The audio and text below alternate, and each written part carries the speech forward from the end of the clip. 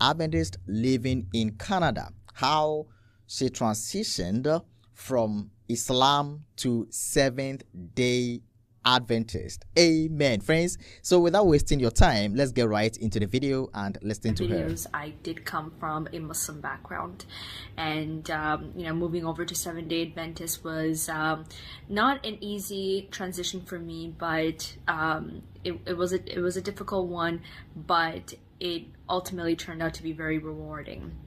Now, I did receive a few questions from folks about, in general, why the transition of all the religions, what made you choose Seventh-day Adventist, or what's so special about Seventh-day Adventist that, of all the religions we have here, that it did not falter you to make the wrong choice.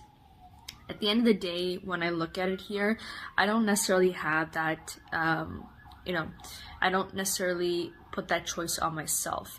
See, God does give us a freedom of choice, right? He gives us that freedom to make whatever decisions we want to do, whether it's good or bad, whether it'll work in our favor or not. He's given this freedom to all his children.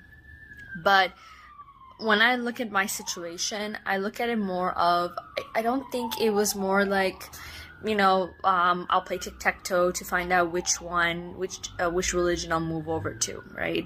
I mean, leaving Islam for me was like taking a piece of my identity, taking a piece of me out, right? Because all my years growing up, I've always been associated to being a Muslim. My name is an Islamic, came from the Quran. It's an Islamic name. I use Tanya for the channel. I never disclosed my real name, but to say here is that it's Tanya is one of my nicknames that I use here, but my real name is not actually, it comes from that Islamic background. So my name, my identity, right, what I'm associated with, my values, my culture, everything was tied to Islam as I was growing up, right? I see my parents, I see that we fast 30 days every year, we celebrate 2 Eids, right? We're supposed to pray 5 times a day, we're supposed to read the Quran. So all these things I learned, right? And I mentioned in my previous videos that I went to, you have a Bible school, but we have the Quran school too, where I was learning how to read the Quran. But, and this is very common here, that for many children that don't know Arabic, and they learn Arabic, they're not necessarily understanding what does the Quran say. Right? I never fully understood the Quran until I got the English translation. So even if you go to these Quran schools, you're never fully taught the word of Allah, right? You're never fully taught that. You never understand the history behind it. You don't understand what you're reading. This is so difficult to digest and difficult to understand, but literally I saw myself every weekend, Saturday and Sunday, where we would have our Quran teacher come over to our house and pretty much watch us read the Quran in the right enunciation, the right way of reading it, right? And I would never understand a thing about it. I asked this question, what is this? What am I reading? Because whatever I'm reading, I'm not retaining it. Because how can you retain something when you don't understand what you're reading, right? I'm just reading it for the sake of it, for the fact that my mom wanted me to learn how to read the Quran, right? You're supposed to memorize the Quran. But again, how do you memorize the Quran when you don't understand what it says? So I always look at, I still have friends that are Muslim, and, till this day, if you ask them, what does this mean? What does this say, right? They're just going to say something that, Allah's merciful, Allah's compassionate, but there's nothing more to it. There's no depth in it, what you're reading. And so that overall, moving that transition over to reading the Bible, right, studying the Bible, obviously have the English version, right, and reading it, and I understand that there's like so much depth in the Bible, right? There's a lot of symbolism, there's a lot of connections, there's a lot of ways to interpret the Bible, but to interpret it the right way.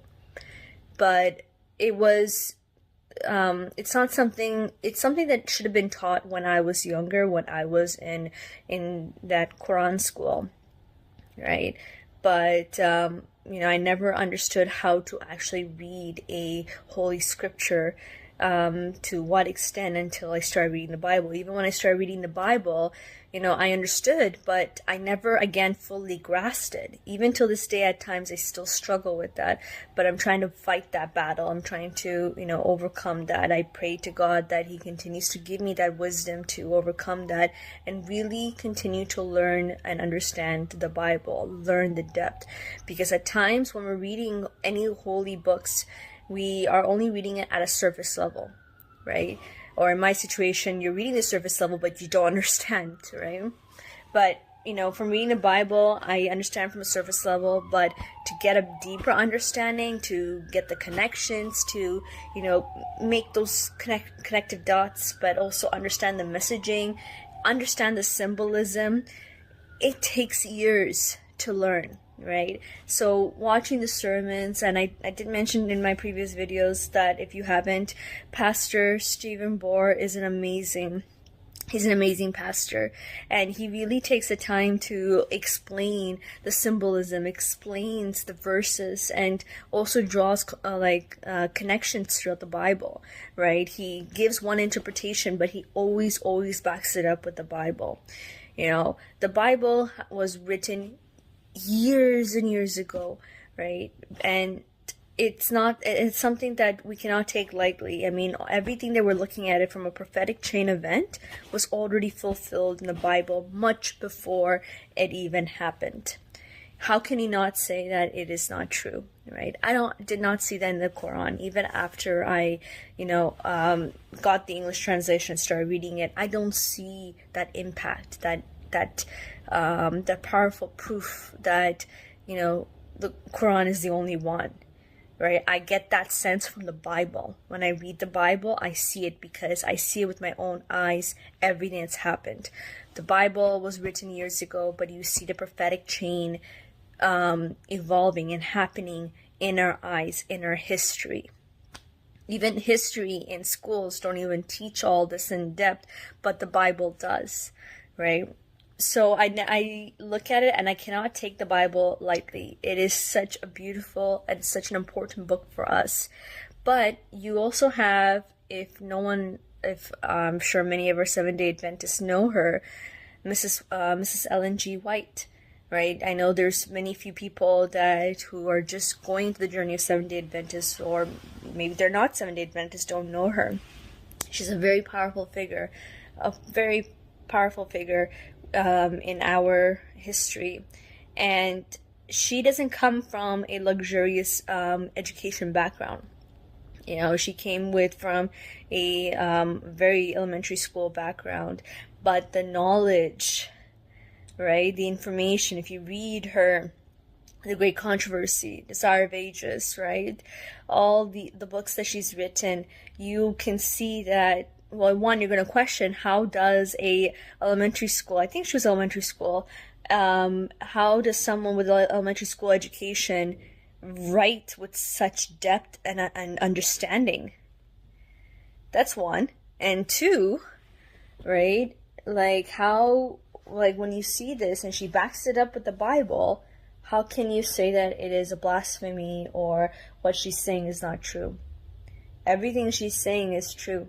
And it's backed up, and it makes total sense, right? This is someone that doesn't come from a high education, someone that doesn't come with a lot of experience, but you clearly know that God instilled her the wisdom, gave her the skill, the power she needed to write it out. This is our last opportunity as God's people to hear His word through her work and choose the right path. I'm concerned as we get closer to the end times that how many of our brothers and sisters will still be walking the wrong path, right? Because for me, even though I know that I'm in the right path, I still have a lot to learn. I still have a lot to make sure that I'm prepared for the end times. But I'm equipped with the basics. But then there's so many brothers and sisters out there that are not even equipped with basics, right? Or they know very little thing, or majority of us, like in this world, you have Christians, but then you have different denominations within Christianity, right? Then you have like the other big religions, right? Islam, Judaism, and then you have other religions too, right? So everyone is like dispersed everywhere. And it makes you wonder that, how many of us are going to last at the end, right? And it's really not to create any fear or concern. I mean, this is something that, I'll be honest, that I'm hoping that in my lifetime, the end times does happen, because I would love to see the second coming of our Jesus, right? Where we see that finally, like the final judgment made. But I'm also thinking, so that's the exciting part. But then the other side, where am I doing enough? Right? Am I being a better Christian every single day? Right? Am I doing more that, God sees that I am doing my best?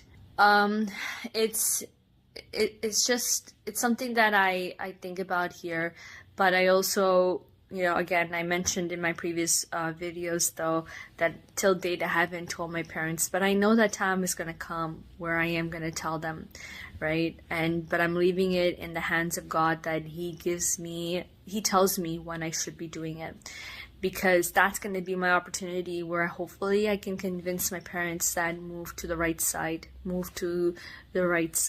But I will leave that to the time. I will only put in prayer when that time comes up, right? One way or the other. Let me pause it right here and say this. What encouraged me to share this beautiful testimony right here on this channel is her sincerity and love for the truth. Her sincerity and love for the truth. She was so honest to tell the world that even mom and dad do not know that she has become a Seventh-day Adventist.